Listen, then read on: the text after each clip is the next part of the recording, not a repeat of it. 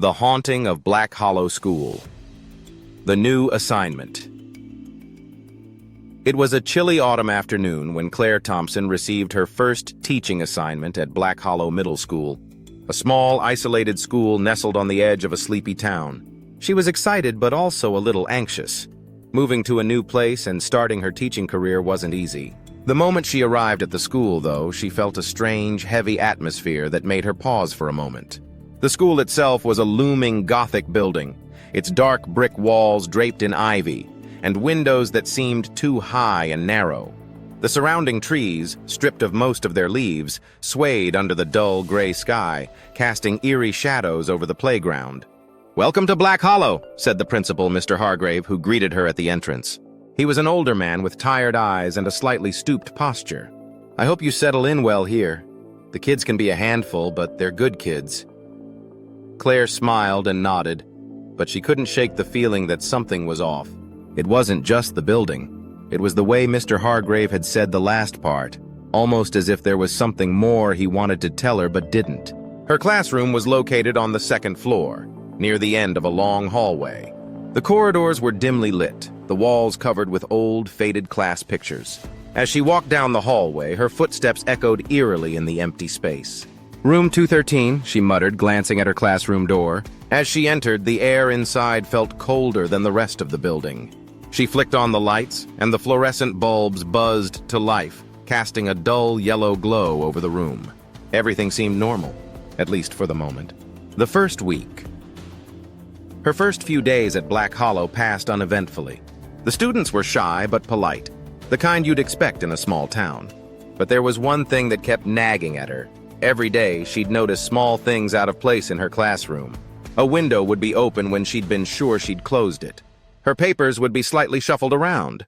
And on more than one occasion, she'd come in to find a student desk moved ever so slightly out of alignment with the others. One day, during a history lesson, Claire noticed something strange. At the back of the classroom, in the far corner, there was an empty desk. She knew it was empty because there were only 23 students in her class, and she had seated them in neat rows. But now, as she glanced back, there was a girl sitting there, her head down, her long black hair covering her face. "Excuse me, who are you?" Claire asked, slightly confused. No one was supposed to sit there. The girl didn't respond. She just sat there, completely still. "Miss, can you please look at me?" Still nothing. Claire felt a chill run down her spine. She walked slowly to the back of the classroom, her heart pounding in her chest. But when she reached the desk, it was empty. The girl was gone. The students in the class stared at her confused. "Miss Thompson, are you okay?" one of them asked. Claire forced a smile, her heart still racing. Yes, I'm fine. Let's continue." But she wasn't fine. That was the first time she saw the girl. The history of Black Hollow. Later that day, Claire approached one of the veteran teachers, Mrs. Morgan, a woman who had been teaching at Black Hollow for over 30 years. She figured if anyone knew about strange occurrences at the school, it would be her. "Mrs. Morgan, can I ask you something?" Claire began, trying to sound casual. "Has anything odd ever happened here? In the school?" Mrs. Morgan looked up from her desk, her eyes narrowing slightly. "Why do you ask?" Claire hesitated for a moment before telling her about the girl she'd seen at the back of her classroom. Mrs. Morgan's face paled and she set her pen down carefully. "You've seen her then," she said quietly. Claire felt a cold knot form in her stomach. "Who is she?" Mrs. Morgan sighed and leaned back in her chair. "Her name was Lily. She was a student here many years ago, back in the 1960s. She was shy, quiet, and a bit of a loner.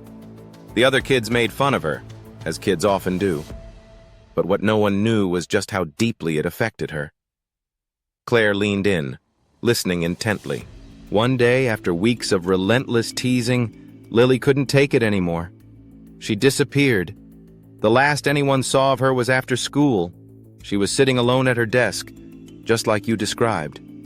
The teachers and students searched everywhere, but she was gone. They never found her. "What happened to her?" Claire asked, her voice barely a whisper. "No one knows for sure. Some say she ran away, others say she drowned in the nearby lake. But most people believe that she never left the school.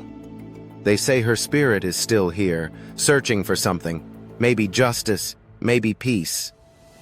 Mrs. Morgan paused, her eyes locking onto Claire's. Teachers who have seen her say she only appears to those who will understand her pain. She won't harm you, but if you see her again, don't look too closely. The night alone. That evening, Claire stayed late at the school to grade papers. She couldn't stop thinking about the story Mrs. Morgan had told her. The image of the girl in the back of her classroom kept replaying in her mind. Could it really have been Lily? The school was eerily quiet as the sun set and darkness enveloped the building.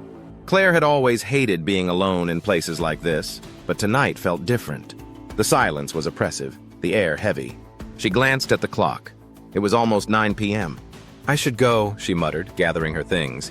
Just as she was about to leave, she heard it, a soft, faint noise coming from the hallway. It was the unmistakable sound of footsteps, slow, deliberate, and getting closer. Claire froze, her heart pounding in her chest. There shouldn't be anyone else in the building. She had locked the front door herself. The footsteps stopped right outside her classroom door. "Hello?" Claire called, her voice trembling. No answer. Her breath caught in her throat as the door slowly creaked open. The hallway beyond was dark, the faint glow of the exit sign casting long shadows across the floor. Then she saw her, Lily. Standing in the doorway, her black hair hanging limply over her face, her small pale hand clutching the edge of the doorframe. She didn't move. She just stood there, her face hidden in the shadows. Claire's instinct screamed at her to run, but she couldn't move. Her feet felt glued to the floor. She tried to speak, but no words came out. Lily took a step forward, her bare feet making no sound on the tile floor. Slowly, she raised her head, revealing her face.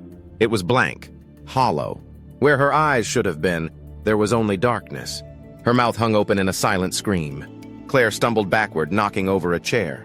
The noise echoed through the empty classroom, but Lily didn't flinch. She kept moving toward her movements slow but deliberate. Claire's back hit the wall, and she realized with horror that there was nowhere to run. The cold air around her seemed to thicken, making it hard to breathe.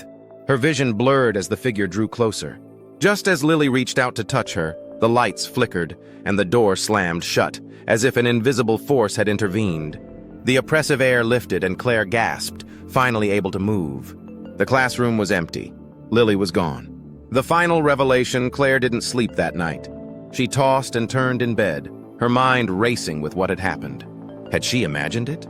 Was Lily real, or was it just her mind playing tricks on her?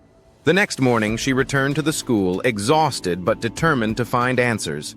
She went straight to the principal's office and demanded to see the school's records from the 1960s.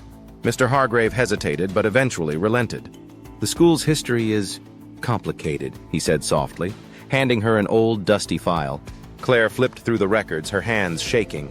Finally, she found what she was looking for, a file on Lily Walters. It confirmed everything Mrs. Morgan had told her. Lily had been a student at Black Hollow, and after weeks of bullying, she had disappeared.